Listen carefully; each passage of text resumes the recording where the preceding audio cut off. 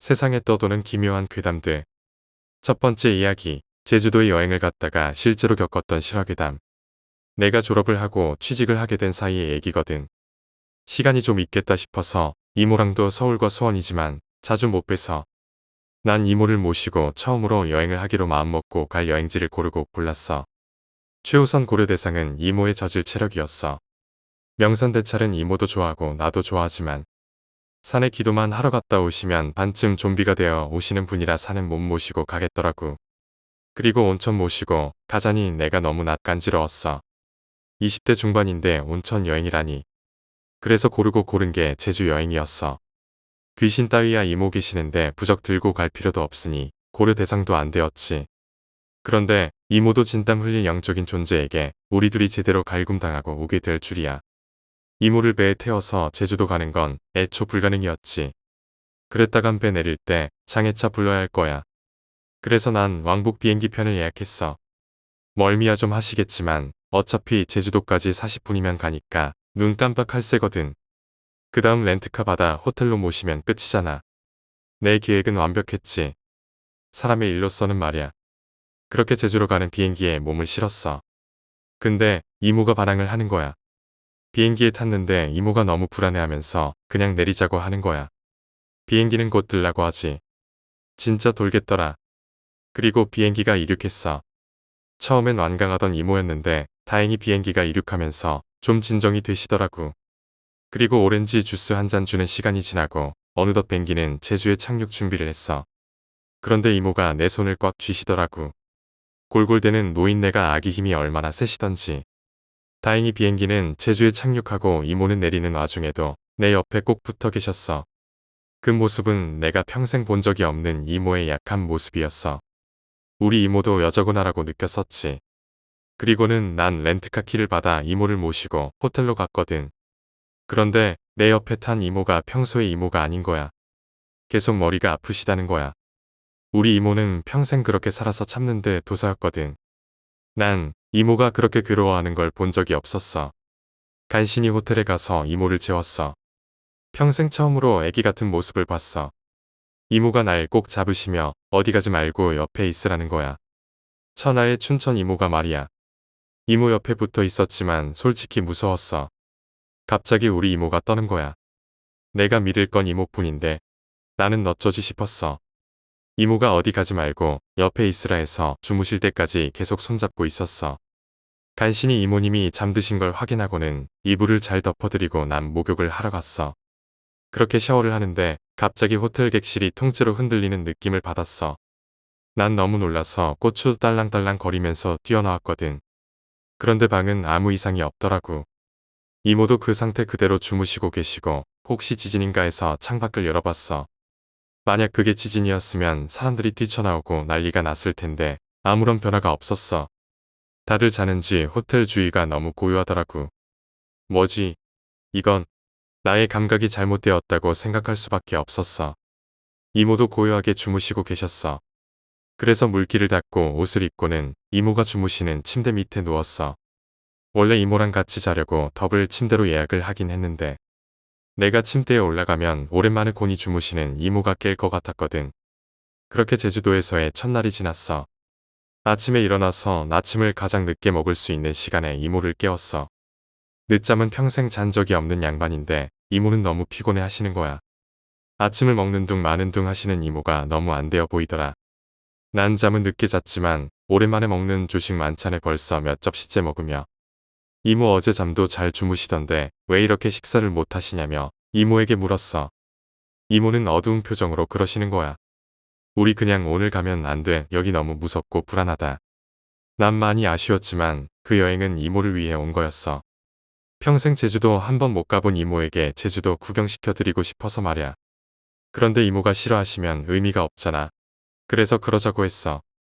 이모 불편하시면 나가서 부산이라도 관광하시고 비행기표는 바꾸면 되니까 말이야. 그러자 이모는 왠지 안심하시는 것 같더라. 그렇게 아침을 먹고는 방으로 돌아와서는 힘없어 하시는 이모를 눕혀드리고 난 씻고 밖으로 나왔어. 비행기도 알아보고 하려고 말야. 그렇게 호텔에 있던 비행기 회사에 가서는 비행기표를 교환했어. 그날 오후에 부산으로 나가는 비행기로 말야. 그때까지는 아무 문제가 없었거든. 그리고는 시간이 좀 남으니 그래도 제주도까지 왔는데 구경은 좀 해야겠다 싶어서 이모를 모시고 밖으로 나왔어. 멀리는 못 가도 제주도 시내 관광이라도 하려고 말야. 이모를 모시고 용두암이었나 나름 유명한 관광지를 둘러보고 올 때였어. 우리가 가는 길 맞은편에 웬 할머니 한 분이 손녀인지 손녀 며느리쯤 되어 보이는 젊은 여자의 부축을 받으시면서 우리 반대편에서 오시는 거야. 그런데 그 할머니를 보는 순간 이모가 바짝 긴장을 하셨어. 그리고 나도 온몸이 찌릿하더라고. 그건 말로는 표현하기 힘든 어떤 위기감이나 긴장감이었어. 내가 사람 보고 긴장하는 건 정말 드문 일이거든. 우리 서연이 이모를 처음 본 순간 같은 느낌 커서는 한 번도 느낀 적이 없던 느낌이었지. 그 할머니랑 우리가 골목길 하나를 양끝으로 서선 다가갔어. 긴장감은 거의 최고조에 다다랐지. 옛날 서부 영화에서 보던 주인공이랑 악당 두목의 최후의 목숨을 건 한판 승부 장면 같았지. 그렇게 서서히 가까워지면서 긴장감도 커지는 거야. 정말 힘들더라. 정말 막 총 뽑기 일보 직전 같은 팽팽한 긴장감이 가까워질수록 커졌거든. 그리고는 거의 서로의 거리가 5m쯤 남았을 때야. 고수는 고수를 알아본다고 이모도 벌써 온몸에 세포가 하나하나 살아 숨쉬고 계셨어. 그 정도의 이모의 긴장감은 일찍이 내가 본 적이 없던 거였어. 강원도 산골에서도 그 정도는 아니었으니까. 이모는 그래도 그 비리비리한 몸으로 온몸에 기가 충만하셔서는 그 할머니를 노려보고 계셨어. 그 할머니도 이모보다 최소 20살 이상은 많아 보여서 80은 넘어 보였는데도 그 눈빛만은 맹수의 눈빛 자체이셨어. 그렇게 나름 최고라고 자부하던 이모랑 그 할머니가 거의 코앞까지 오신 거야. 그리고는 뜻하지 않게 그 할머니가 빠르게 알아들을 수 없는 말을 하셨어. 그런데 목소리가 의외로 부드러우신 거야. 제주도 말은 정말 제2외국어로 불러도 손색이 없는 거 알지? 할머니가 제주도 사투리로 말씀을 하시는데 난 정말 한마디도 못 알아들었어. 표준말뿐 아니라 경상도, 전라도, 강원도, 충청도는 물론 이북 사투리도 평안도, 함경도까지 다 알아듣고 말도 거의 구사하는데 제주 사투리는 정말 한마디도 못 알아듣겠더라. 그렇게 빠르게 제주 사투리로 말을 하시는 할머니 옆에 있던 젊은 여자가 우리를 보면서 웃으면서 표준말로 통역을 하더라고. 무태서 오신 신방이시죠? 신방은 무당의 제주도 사투리야. 지방마다 무당을 부르는 사투리가 있어. 경상도는 무당, 전라도는 단골, 제주도는 신방 등등. 그러면서 얘기를 하더라고. 할머니께서 이모가 오신 걸 알고 계셨다고. 젊은 여자가 모시고 온다고 했는데 그건 예의가 아니라며. 자꾸 할머니 본인이 직접 마중 나가야 한다 해서 나온 거라고 하시면서 잠시 자기 집으로 가시자고 청하더라고. 난 그제야 적은 아니구나 하는 생각에 안심을 하고는 그 할머니를 찬찬히 살폈어. 80은 넘어 보이시는 할머니는 바닷가에서 평생을 살아오신 관록이 고스란히 묻어나는 모습이었어. 원래 바닷가 사람들이 외모가 좀 거칠어. 무당도 신조차도 바닷가 마을에서 모시는 신은 좀 거칠거든. 원래 바다 사람들이 용왕신 모신다. 근데 내가 얘기를 했지만 용왕신들은 육천의 신들이야. 큰 바다, 산, 계절 이런 거 관장하는 신들이라 인간 따위한테 별로 신경 안 쓰신다. 인간을 사랑도 하고 미워도 하고 보호도 하고 하는 신들은 대부분 오천의 신들이거든. 그래서 바다에서 사고 나고 그러면 상위신인 용왕신들에게 빠락빠락 떼들거든. 그래봐야 능력치가 너무 차이 나기에 거의 육천 신인 용왕의 일방적인 승리로 끝나긴 해. 그럼 사람은 죽는 거야. 사람 목숨 따위는 고려 대상이 아니거든. 그분들 눈엔 사람이나 개 새끼, 소 새끼나 다 똑같으니까. 그 와중에 간혹 살아남는 사람은 용왕의 자비가 아니라 오천 신들의 노력 때문인 거야. 그래서 기질 자체가 좀 드센 바닷가 신들 중에서 우뚝 서신 분이 한 분 계시는데 육지 사람들은 잘 모르는 제주도의 킹왕짱이신 설문대 할망이거든. 이 신은 좀 여러 가지로 특이해. 일단 제주도 이외엔 관심이 없어. 제주 신방이 무트로 나오셔도 안 따라 나오셔. 제주 떠나면 끝인 거야. 그리고 내가 알기론 그분은 6천 이상인 걸로 알아. 내가 잘 몰라 그런진 몰라도 그분은 제주도를 손수 만든 분이거든. 그리고 제주의 모든 걸 관장하셔. 산, 바다 이런 거 맡은 신이 6천의 신들이야. 만약 설문대 할망이 그쪽 분이면 진짜 특이한 거야. 사람 일에도 엄청 관심이 많으시거든. 제주에서 신방들이 모시는 최고신이 저분이야. 저분 신분도 사실 어마무시한 분이거든. 저분 태생이 왕족 일세. 그것도 옥황상제 딸이라는 엄친 딸이거든. 그런데도 제주도서 짱 박혀 사시는데 내가 누차 얘기했지. 신은 섬김과 기도를 먹고 사는 존재라고.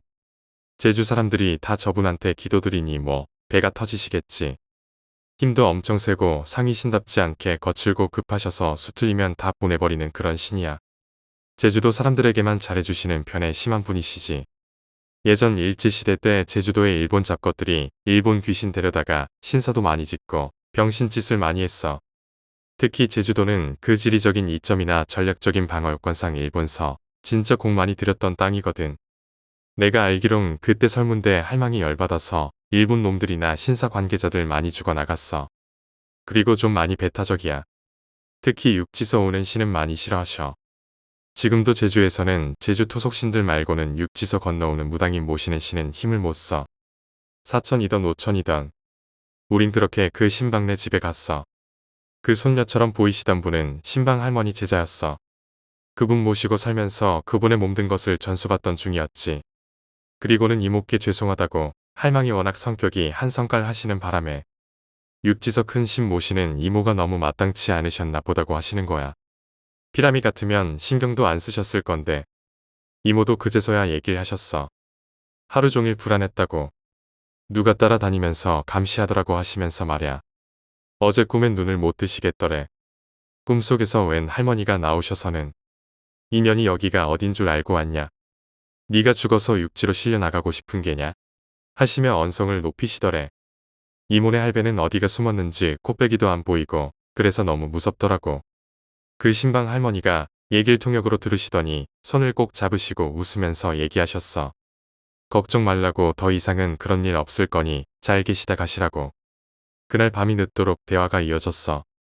무당이 셋이나 모이니 할 얘기 무지 많더라고. 나도 흥미로운 얘기가 많아 옆에서 딱 붙어 들었지. 할머니가 날 보시며 웃으며 얘기를 하시더라. 네가 참 복이 많은 애라며 벌써 죽어도 강산이 2번은 변했을 건데 어찌 아직까지 이리 건강하게 살아있냐 하시더군. 내 과거가 다 보였나 봐. 난 또 비행기표 물리러 갔어. 다음날 할머니가 손수제자와 함께 이모랑 한라산도 올라가시고 엄청 친해졌어. 떠날 때 이모가 또 오겠다 하시니 공항에 마중 나오신 할머니가 그러시더라고. 자네 한번 만나 2년 되었으면 됐네. 저승서 보세나. 그 할머니 2년 전에 거의 90쯤 되셔서 돌아가셨어. 소식 들으신 이모가 통곡을 하셨고 그 타기 싫어하는 비행기 타시고 아저씨랑 장례에 다녀오셨지. 그때 통역해 주던 제자분은 지금도 제주에서 제주 신방의 전통을 잇고 계셔. 세월이 지나 연륜이 쌓이시면 그 할머니만큼 강력하고 용한 신방이 되시겠지. 두 번째 이야기, 레스토랑의 주차장. 3년 정도 전의 일이다. 자동차로 여행을 떠났다 돌아오는 길에 어느 패밀리 레스토랑에 들렀다. 피곤해서 조금이라도 빨리 쉬고 싶은 마음에 평소라면 잘 안 하는 전면 주차로 차를 댔다. 식사를 한 뒤 패밀리 레스토랑을 떠나려고 차에 타서 시동을 건다. 기어를 후진으로 놓자 갑자기 삑삑거리는 경고음이 울리더니 후면 카메라 모니터가 켜진다. 거기에는 작은 사내 아이가 비치고 있었다. 아이는 주저앉은 채 땅에 무언가를 쓰고 있는 듯했다. 하지만 테일 라이트가 들어왔음에도 불구하고 차에는 신경도 쓰지 않는 것 같았다. 벌써 새벽인데다 주변에 집도 많아서 클렉슨을 울리기에는 신경이 쓰였다. 어쩔 수 없이 나는 기어를 중립으로 돌리고 차에서 내려 차 뒤로 갔다. 하지만 아무도 없었다. 내가 내리는 걸 보고 장난치려 도망친 건가 싶어 차 주변을 한 바퀴 빙 돌았지만 아무도 없었다. 혹여나 싶어 차 아래까지 들여다봤지만 거기도 없었다. 그때까지만 해도 재빨리 다른 차 뒤로 숨었나 하는 생각뿐이었다. 그래서 나는 다시 차에 올라 기어를 후진으로 넣었다. 그리고 아까와 완전히 똑같은 일이 반복되었다. 차 안에는 삑삑거리는 경고음이 울려 퍼지고 모니터에는 아이가 비친다. 조금 당황했지만 장난꾸러기 아이에게 조금 짜증이 났다. 그래서 나는 재빨리 기어를 중립으로 돌리고 차 밖으로 뛰쳐나왔다. 하지만 아무도 없다.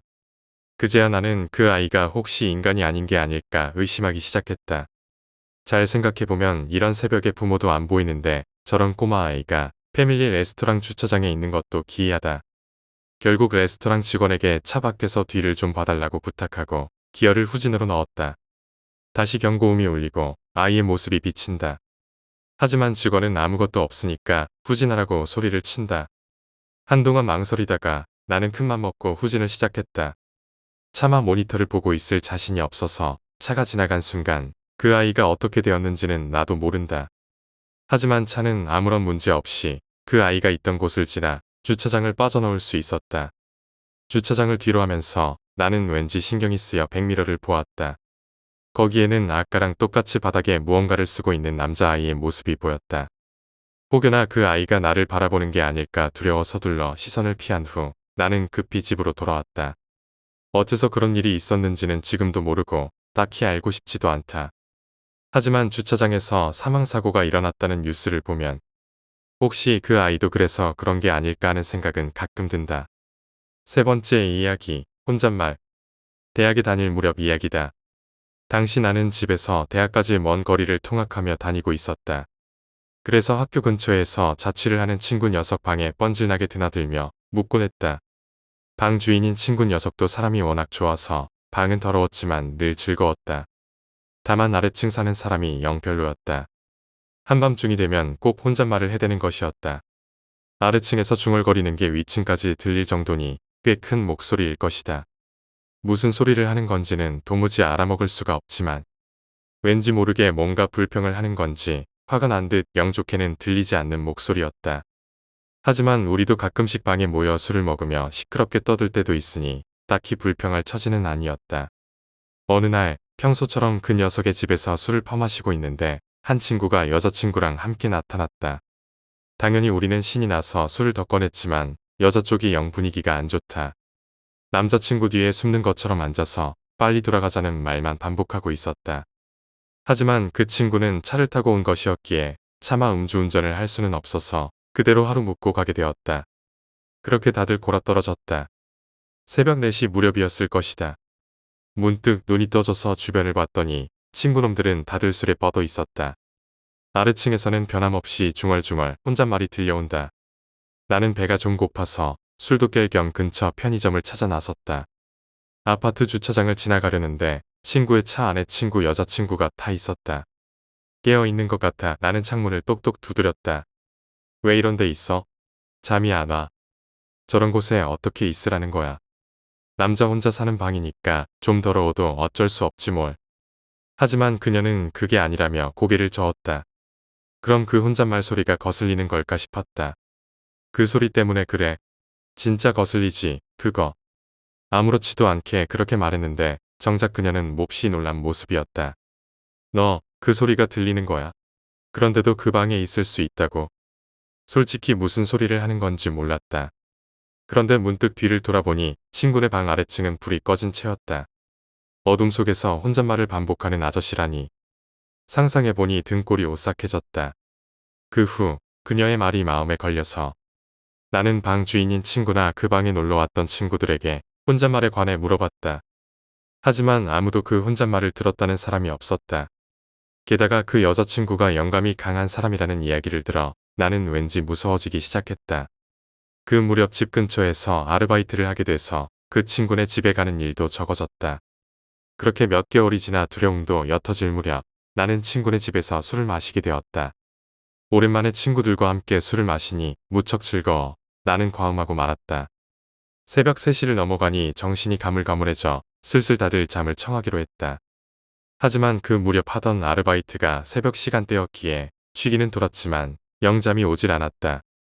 그리고 다시 혼잣말이 들려오기 시작했다. 누구 하나 일어날 기색은 없었다. 역시 귀신의 목소리인가 싶어 잔뜩 겁에 질려 나는 천천히 눈을 떴다. 어두운 방 안에 희뿌연 덩어리가 보였다. 숨을 죽인 채 자세히 보니 50대 무렵의 아저씨가 정절을 한 채 방 주인인 친구 곁에 앉아 있었다. 그리고 몸을 숙여 친구 귓가에 입을 대고 경을 외듯 중얼중얼 혼잣말을 하고 있었다. 친구를 도와야 한다는 생각이 들었지만 무서워서 몸이 움직이지 않을 뿐더러 시선을 돌릴 수조차 없었다. 그저 빨리 아침이 와달라고 마음속에서 비는 것뿐이었다. 그리 긴 시간은 아니었으리라. 그 아저씨는 천천히 몸을 돌리더니 나를 바라보았다. 큰일 났다는 생각에 황급히 눈을 감고 자는 척을 했지만 귓가로 아저씨의 목소리는 들려온다. 점차 소리가 커지면서 뭐라고 말하는 건지 알아들을 수 있게 된다. 그래, 너도 아느냐? 모든 것은 말로 다 전하기 힘들지만 그런 말을 계속 반복하고 있었다. 그냥 들어도 무서운 말인데 억양도 없이 그저 계속 그 말만을 반복하고 있으니 까무러칠 정도로 무서웠다. 기를 쓰고 참고 있는데도 신경이 쓰여 실눈을 떠보니 아저씨는 바로 내 옆에 얼굴을 들이대고 있었다. 나는 그대로 자리를 박차고 일어나 편의점까지 도망친 후 거기서 밤을 새다. 그리고 첫 차를 타고 바로 집으로 돌아갔다. 나중에 친구들에게 의리 없이 혼자 도망쳤냐는 불평을 들었지만 아침 일찍 아르바이트가 있던 걸 잊었다고 대충 얼버무렸다. 그날 어둠 속에서 봤던 아저씨의 얼굴은 평생 잊지 못할 것이다. 마치 흑백 사진 같지만 무척 선명해서 모공 하나하나가 보일 정도였다. 중얼중얼 말하고 있는데도 입은 꾹 닫힌 채인데 눈이 없어서 그 자리에는 텅 빈 것처럼 검은 구멍만이 자리 잡고 있었다. 그 방 주인 녀석한테는 혹시 이전에 그 아파트에서 무슨 사건이 있지 않았냐고 물어봤지만 몇 년 전에 행방불명된 학생이 있다느니 이상한 종교에 빠져 자퇴한 녀석이 있었다느니 하는 일뿐이었다. 지금 와서 생각해보면 별일 아닌 이야기지만 당시에는 정말 두려워서 오금이 저릴 정도였다. 친구는 그 후 졸업할 때까지 그 방에서 살았고 지금은 다른 도시에서 일하고 있다.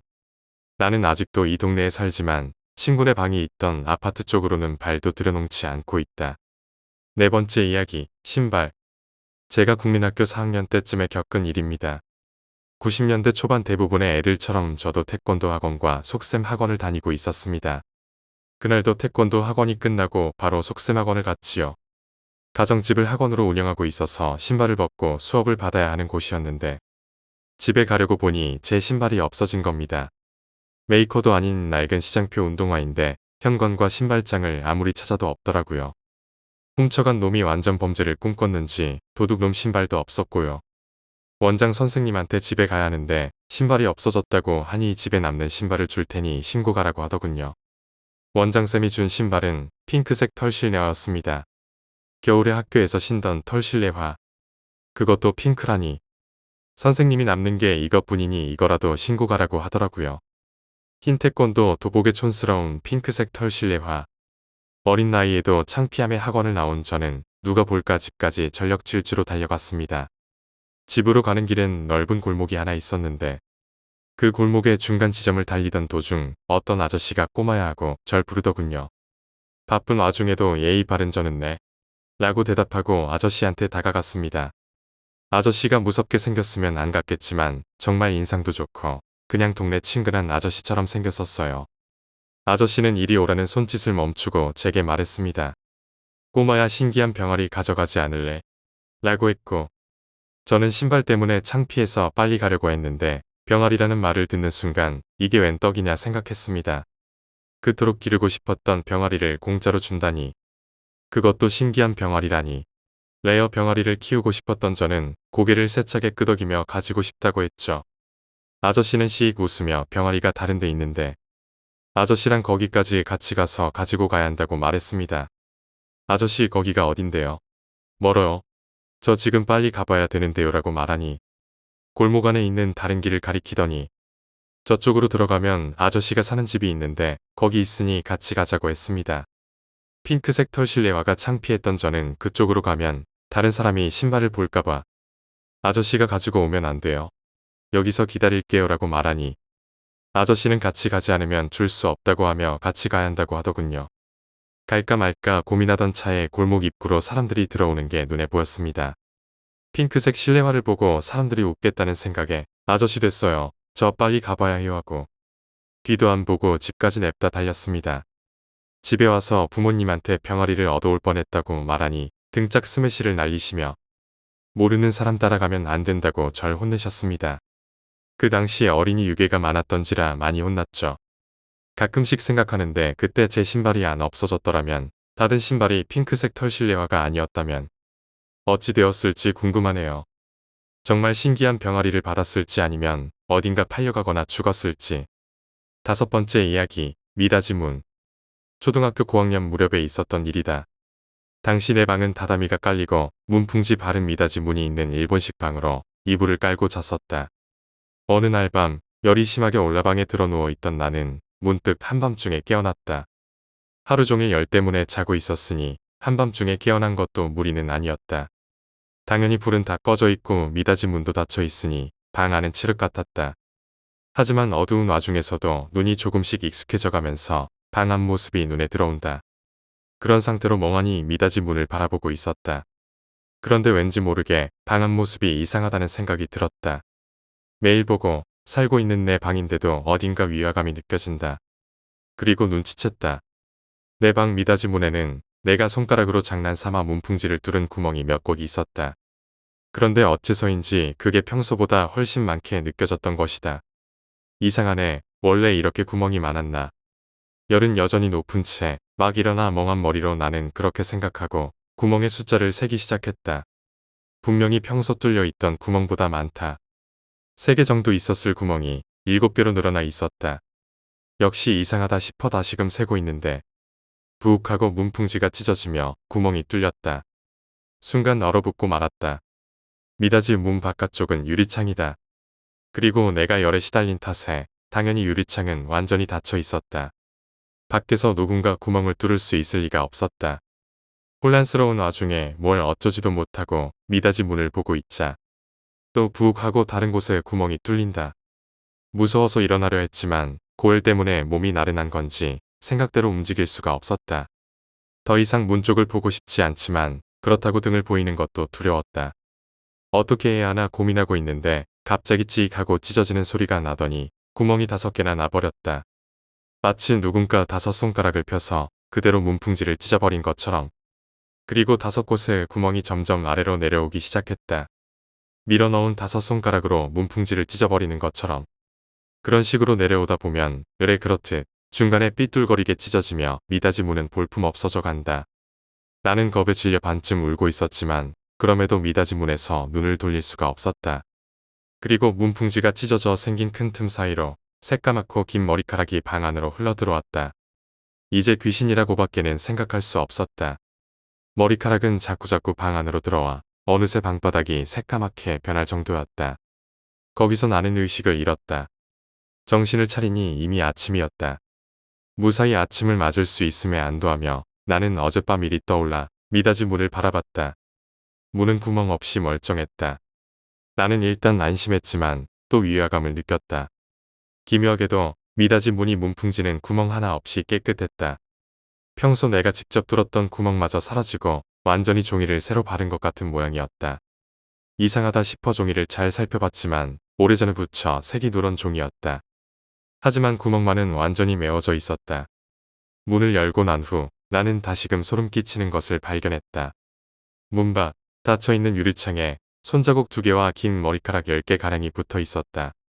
부모님에게 이 이야기를 했지만 아무도 믿어주지 않았다. 애초에 문에 구멍이 없었을 거라는 말뿐이었다. 하지만 분명히 내가 직접 뚫었던 구멍은 존재했었다. 이후 집을 리모델링하게 될 때까지 나는 문에 등을 돌리고 잠을 자는 버릇이 생겼다. 다행히 그날 이후로 이상한 일을 겪은 적은 없다. 하지만 지금도 자꾸자꾸 미닫이 문 문풍지에 구멍이 하나둘 늘어가던 그 광경을 떠올리면 등골이 오싹해진다. 6번째 이야기, 우저서원. 조원 선생은 여우제를 지나 집과 학교인 우저서원을 오갔었습니다. 저도 어렸을 적 그 길을 따라 많이 다녔었죠. 한 번은 국민학생 시절 우저서원으로 소풍 겸 견학을 가게 되었고 선생님께 조원 선생에 대한 간략한 강의를 들은 후 자유시간을 갖게 되었습니다. 주변은 숲으로 둘러싸여 있어서 뛰어놀기가 좋았습니다. 밤나무밭도 있고 떡갈나무, 잣나무 등이 많았던 것으로 기억합니다. 그 나무들 가운데 꽤 넓은 담장 안으로 우저서원이 있었습니다. 저와 친구 몇은 우저서원을 삥 둘러 구경을 하다가 뒤쪽 담장에 문이 하나 나 있는 것을 발견했습니다. 우저서원의 대문보다 규모가 약간 작았을 뿐 위험 있는 모습이었습니다. 반쯤 열린 문으로 들어가니 우저서원을 둘러싼 담장과 거의 비슷한 넓이의 담장이 또 있었습니다. 하지만 그 중심에는 작은 사당 하나만 있었습니다. 나무로 된 사당이었습니다. 우리들은 그게 뭔지 너무 궁금했고 호기심을 참지 못해서 사당의 문을 열었습니다. 긴장감이 가득했지만 열고 보니 그냥 제단 위에 위패만 하나 모셔져 있었습니다. 쉬운 한자만 몇 개 읽다가 나머지는 이해가 안 되자 아무것도 아니네 라고 합리화했습니다. 그때 서원 정문에 계시던 선생님이 돌아가자고 우리를 불렀습니다. 우리는 문 닫는 것도 잊은 채 달려서 정문 쪽으로 갔습니다.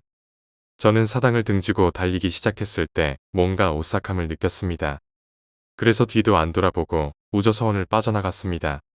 소풍을 무사히 마친 우리는 평소의 모습으로 돌아갔습니다. 그런데 며칠 후 이상한 소문이 돌기 시작했습니다. 누가 가축을 훔쳐서 숲속에 버려둔다는 이 소문은 동네 아줌마들의 입을 타고 빠르게 퍼졌습니다. 우리가 소풍을 다녀온 다음 날부터 닭이나 돼지가 하루에 한 마리씩 사라져 인근 숲에 버려져 있다는 것입니다. 저는 지피는 구석이 있었지만 가만히 있었습니다. 그리고 다음 날 학교에 가던 중에 여우지에서 스님들 몇 명과 근처 마을 사람들 10여 명이 우저서원으로 향하는 것을 보았습니다. 따라가서 구경하고 싶었지만 무섭기도 하고 혼날 것 같기도 해서 그냥 학교로 갔습니다. 친구들에게 스님들에 대해서 얘기했더니 학교 끝나면 가보자는 여론이 모아졌습니다. 저학년이라 점심시간 전에 학교가 끝났기 때문에 우리는 점심도 생략하고 서원으로 갔습니다. 그랬더니 아직도 스님들과 마을 사람들이 그곳에서 제사를 지내고 있었습니다. 그때 스님 중에서 가장 나이가 많은 스님이 우리에게 다가와서는 다음부터는 그러지 말거라라고 말했습니다. 저는 그 기에 눌려 순순히 내하고 대답했고 제사는 곧 끝나 모두 돌아갔습니다. 어른들에게 혼날 줄 알았던 우리는 의외로 그냥 돌아가는 어른들을 보고는 스님이 얘기를 안 했다는 걸 깨달았습니다. 가축을 습격한 것이 무엇이었는지에 대해서는 듣지 못했지만 사당에 갇혀있던 여우가 한 짓이 아닐까 지금도 추측만 하고 있습니다. 7번째 이야기, 이별. 계속된 싸움 끝에 관계가 악화되어 이별을 앞두고 있는 커플이 있었다. 그러던 어느 날 남자가 여자에게 전화를 했다. 보여주고 싶은 게 있으니까 나와주면 좋겠어. 오랫동안 사귀며 서로 선물도 많이 줬었기에 여자는 남자가 추억이 어린 물건이라도 보여주며 이별을 미루려는 게 아닌가 생각했다. 그래서 확실하게 이야기하고 관계를 끝맺기 위해 밤중에 남자가 사는 아파트까지 갔다. 아파트 근처까지 도착해 택시에서 내리자 휴대폰 벨소리가 울려 퍼졌다. 남자친구의 전화였다. 무슨 소린가 싶어 50m 정도 떨어진 아파트 입구를 보니 어두워서 잘은 모르겠지만 사람 모습이 보였다. 아무래도 이쪽을 향해 손을 흔들고 있는 것 같다. 일부러 아래까지 마중 나왔나 싶어 맥이 빠진다. 거기 있는 거야? 도대체 무슨 꿍꿍이인지 모르겠네. 라고 말한 뒤 입구로 향하던 참이었다. 미안해, 놓고 온 게 있네. 잠깐만 기다려줘 라고 남자가 말한다. 기다리는 것도 지루하니까 나도 갈게. 라고 말했지만 괜찮으니까 거기서 기다려라는 대답이 돌아왔다. 그리고는 금방 돌아온다는 말을 남기며 입구에서 사라졌다. 어째서인지 그 사이에도 전화는 연결된 채다. 무슨 생각인지도 모르겠고 괜히 전화를 끊었다 화라도 내면 더 귀찮아질 터였다. 나 바쁘단 말이야. 아르바이트 끝나고 바로 온 거란 말이야. 좀 있으면 막차도 끊긴다고. 쾅쾅하고 방 안에서 들리는 것 같은 소리가 한바탕 들려온다.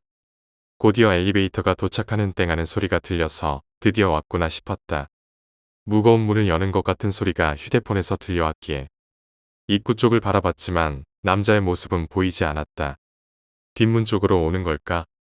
그 순간 몇 미터 떨어진 뒤에서 쾅 하고 굉음이 울려 퍼졌다. 혹시나 하는 생각에 뒤를 돌아봤더니 그곳에 있는 것은 역시 남자친구였다. 가로등에 비춰진 그는 지금까지 본 적 없을 정도로 많은 양의 피를 끝없이 머리에서 내뿜고 있었다. 신고를 받고 출동한 경찰은 이런 의견을 말했다. 일부러 아래에서 기다리고 있으라고 장소를 지정했던 건 아마 뛰어내리면서 여자친구가 휘말리지 않게 하려는 거였을 겁니다. 하지만 달리 생각하면 가로등 아래 가장 잘 보이는 곳에서 자신이 죽는 걸 보여주기 위해서였을지도 모르죠. 라고 경찰이 말했다. 물건을 가지러 간다고 말하고 갔으리라 여겨지는 옥상에는 유서가 남아 있었다.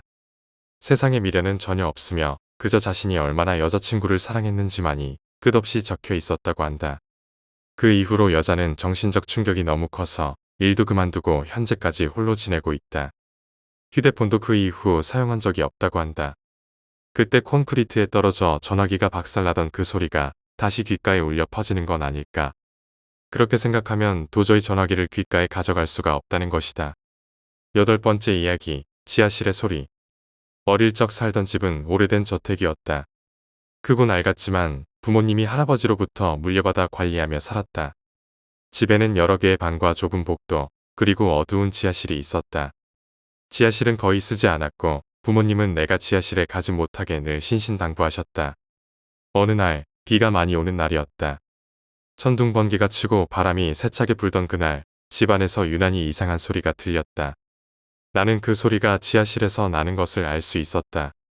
부모님이 외출하신 틈을 타 호기심에 지하실 문을 열어보았다.